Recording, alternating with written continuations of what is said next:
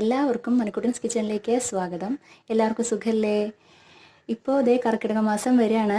അപ്പോൾ കർക്കിടക മരുന്നുണ്ട എല്ലാവർക്കും അറിയാമെന്ന് വിചാരിക്കണു. അപ്പോൾ ഇന്നത്തെ നമ്മുടെ റെസിപ്പി കർക്കിടക മരുന്നുണ്ടയാണ് കേട്ടോ. അപ്പം അതിന് വേണ്ടുന്ന ഇൻഗ്രീഡിയൻസ് എന്താണെന്ന് നോക്കാം.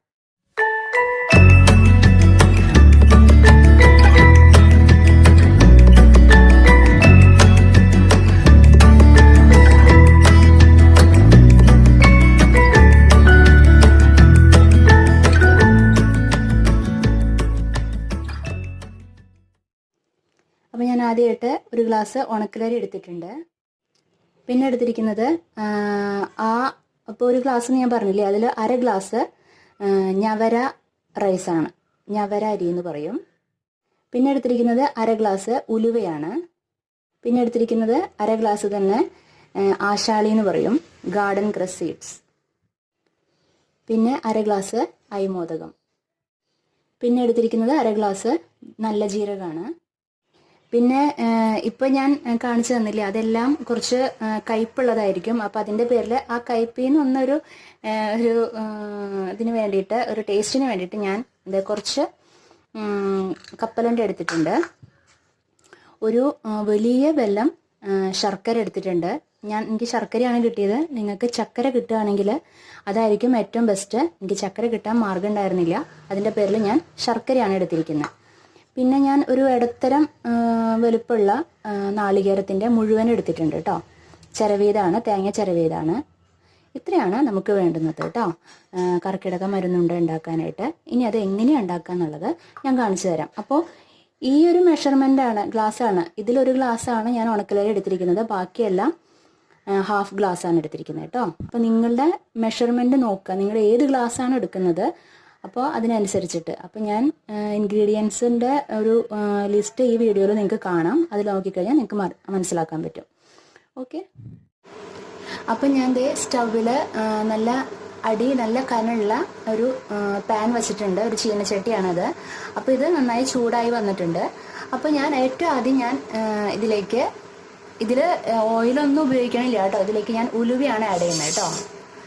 അപ്പോൾ അതൊന്ന് ചൂടാക്കി എടുക്കണം നമുക്ക്. എല്ലാം വൃത്തിയായി കഴുകി വെച്ചിരിക്കുന്നതാണ്. അപ്പോൾ നമുക്കൊന്ന് ചൂടാക്കിയെടുക്കാം. കരിയാൻ പാടില്ല, അത് പ്രത്യേകം ശ്രദ്ധിക്കണം.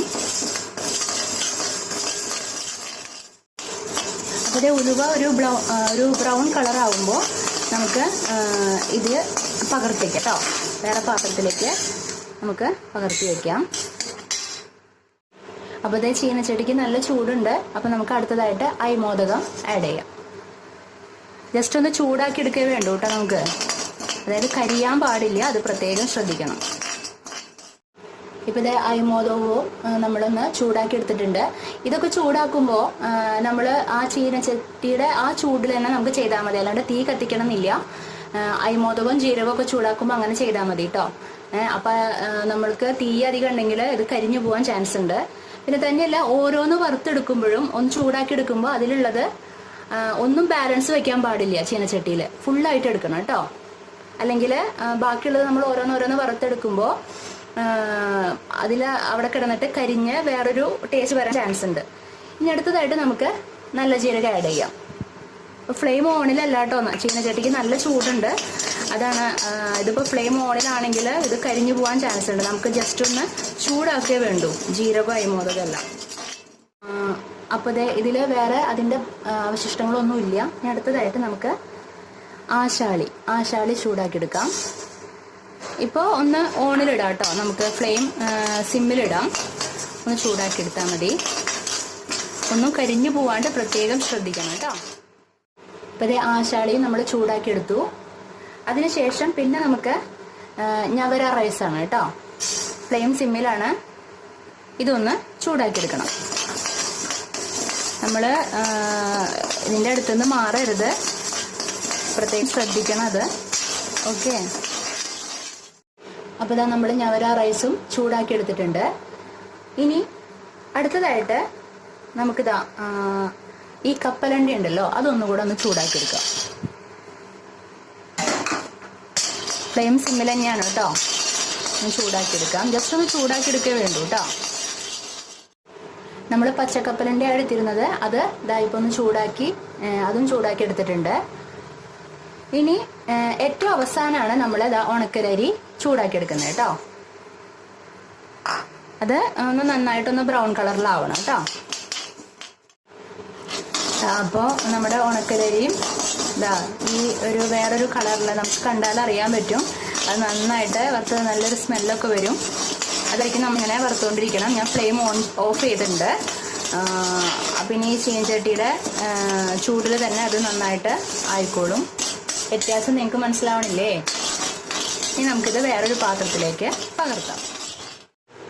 ഇനി ഇപ്പം നമ്മളെല്ലാം വറുത്തെടുത്ത് കഴിഞ്ഞു. ശർക്കരയും നാളികേരമൊന്നും വറുക്കേണ്ട കാര്യമില്ല. അപ്പോൾ ഇനി അടുത്തതായിട്ട് നമുക്ക് ഓരോന്നോരോന്നായിട്ട് പൊടിച്ചെടുക്കാം.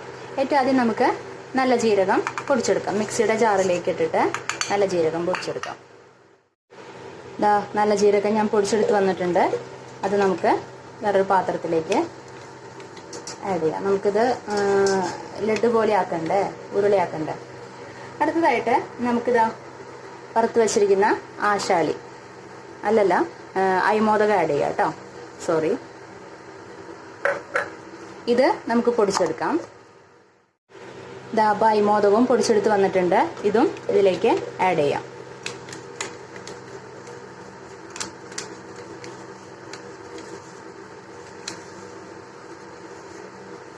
അടുത്തതായിട്ട് നമുക്ക് ആശാളി, വറുത്ത് വെച്ചിരിക്കുന്ന ആശാളി ആഡ് ചെയ്യാം കേട്ടോ. ഇത് പൊടിച്ചെടുത്തിട്ട് വരാം. അപ്പോൾ ആശാളി നമ്മൾ പൊടിച്ചെടുത്തിട്ടുണ്ട്. അത് ഇതിൽ കൂടെ ആഡ് ചെയ്യാം. ഇനി അടുത്തതായിട്ട് നമുക്ക് പൊടിച്ചെടുക്കാനുള്ളത് ഉലുവ പൊടിച്ചെടുക്കാം. വറുത്ത് വെച്ചിരിക്കുന്ന ഉലുവ ഇത് പൊടിച്ചെടുത്തിട്ട് വരാം. നമ്മൾ ഉലുവയും പൊടിച്ചെടുത്തിട്ടുണ്ട്, ആഡ് ചെയ്യാം. ഇനി അടുത്തതായിട്ട് നമുക്ക് ഞവര റൈസ് ഉണ്ടല്ലോ, റെഡ് റൈസ്, അത് പൊടിച്ചെടുത്തിട്ട് വരാം. ഇത് ഞവര റൈസും നമ്മൾ പൊടിച്ചെടുത്തു, ആഡ് ചെയ്യാം. അടുത്തതായിട്ട് ഉണക്കലരി നമ്മൾ വറുത്ത് വെച്ചിട്ടില്ലേ, അത് നമുക്ക് പൊടിച്ചെടുത്തിട്ട് വരാം. ഇത് വല്ലാണ്ട് പൊടിയേണ്ട കാര്യമൊന്നുമില്ല. അതൊന്ന് കടിക്കുമ്പോൾ ഒരു പ്രത്യേക ടേസ്റ്റ് ആണല്ലോ. ഇപ്പോൾ നമ്മുടെ ഉണക്കലരിയും പൊടിച്ചെടുത്ത് വന്നിട്ടുണ്ട്. ഇനി ഈ കപ്പലണ്ടി ഉണ്ടല്ലോ, അതൊന്ന് ക്രഷ് ചെയ്തെടുത്തിട്ട് വരാം. ഇതുപോലെ അവിടെ ഇവിടെയൊക്കെ ചെറുതായിട്ട് കിടന്നോട്ടെ കപ്പലണ്ടിയുടെ കഷ്ണങ്ങൾ. ഇതുപോലെ ആക്കിയെടുക്കാം. അത് കടിക്കുമ്പോൾ ഒരു പ്രത്യേക ടേസ്റ്റ് ആയിരിക്കും നമുക്ക്. ഇനി അടുത്തതായിട്ട് ഈ തേങ്ങയും അതുപോലെ തന്നെ ശർക്കരയും കൂടെ ഒന്ന് മിക്സിയിലിട്ടൊന്ന് ഒതുക്കിയെടുത്തിട്ട് വരണം കേട്ടോ. ഒതുക്കിയെടുക്കേണ്ട കാര്യമുള്ളൂ. അതിലാ കട്ടകളൊക്കെ ഒന്ന് ഉടയാൻ വേണ്ടിയിട്ടാണ്. അപ്പം ഞാൻ ശർക്കരയും നാളികേരവും ഒന്ന് ഒതുക്കിയെടുത്ത് വന്നിട്ടുണ്ട്. അതും ഇതിലേക്ക് ആഡ് ചെയ്യാം. ശർക്കര പാനിയായിട്ട് ഇടണമെങ്കിൽ ആവാം കേട്ടോ. പിന്നെ ഇതിൽ ഒരിക്കലും നമ്മൾ വെള്ളം ടച്ച് ചെയ്യാനേ പാടില്ല കേട്ടോ. ഈ ഉണ്ട പിടിക്കുമ്പോൾ ഒരിക്കലും നമ്മൾ വെള്ളം ഒരിക്കലും ടച്ച് ചെയ്യാൻ പാടില്ല. ഇനി നന്നായിട്ടൊന്ന് മിക്സ് ചെയ്യാം കേട്ടോ. നന്നായിട്ട് മിക്സ് ചെയ്യാം ഫുള്ള്.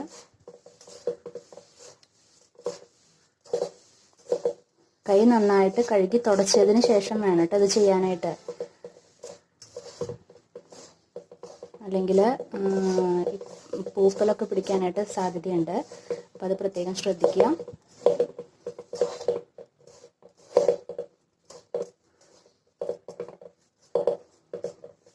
നന്നായിട്ട് മിക്സ് ചെയ്യണം. അപ്പം നന്നായിട്ട് മിക്സ് ചെയ്തതിന് ശേഷം നമുക്ക് ഇതുപോലെ ഉണ്ട പിടിക്കാം.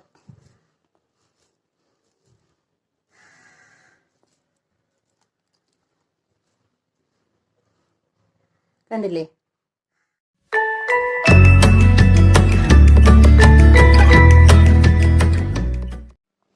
അപ്പോൾ നമ്മുടെ കർക്കിടക മരുന്നുണ്ട റെഡി ആയിട്ടുണ്ട്. അപ്പോൾ കുറച്ച് പ്രോസസ്സിങ് ഉണ്ട്. എന്നാലും നമ്മൾ കർക്കിടക മാസത്തിലെ പണ്ട് തൊട്ടേ നമ്മുടെ മുത്തശ്ശൻ അമ്മൂമ്മമാരൊക്കെ തൊട്ട് പണ്ട് തൊട്ടേ ഇത് കർക്കിടക മാസം ആവുമ്പോൾ ഇവരിത് കഴിച്ചിരുന്നു. അതെന്താണെന്ന് വെച്ചിട്ടുണ്ടെങ്കിൽ കർക്കിടക മാസം ആകുമ്പോൾ പണ്ടൊക്കെ കൃഷിയായിരുന്നല്ലോ, ആ സമയത്ത് എല്ലാവരും വീട്ടിലുണ്ടാവും, നല്ല മഴയുള്ള സമയമാണ്, അപ്പോൾ എല്ലാവരും വീട്ടിലുണ്ടാവും. ആ സമയത്ത് നമുക്ക് ഈ മരുന്നൊക്കെ കഴിച്ചു കഴിഞ്ഞാൽ കുറച്ച് റെസ്റ്റ് എടുക്കാം. ഇങ്ങനെയുള്ള മരുന്നുകൾ കഴിക്കുമ്പോൾ നമ്മൾ റെസ്റ്റ് എടുക്കണം എന്ന് പറയും. വിശ്രമിച്ചിട്ട് വേണം നമ്മൾ മരുന്നുകൾ കഴിക്കാൻ. അപ്പോഴാണ് അത് നമ്മുടെ ദേഹത്ത് പിടിക്കുള്ളൂ എന്നാണ് പണ്ടുള്ള കാരണവന്മാർ പറയണത്. അപ്പോൾ അതിൻ്റെ പേരിലാണ് ഈ കർക്കിടക മാസം ആകുമ്പോൾ അവർ ഇങ്ങനെയുള്ള മരുന്നുകളൊക്കെ ഉണ്ടാക്കി ദേഹരക്ഷ ചെയ്യുന്നത് കേട്ടോ. അപ്പോൾ നമ്മൾ കർക്കിടകം 7 ദിവസം വളരെ പ്രധാനപ്പെട്ടതാണ് അല്ലേ.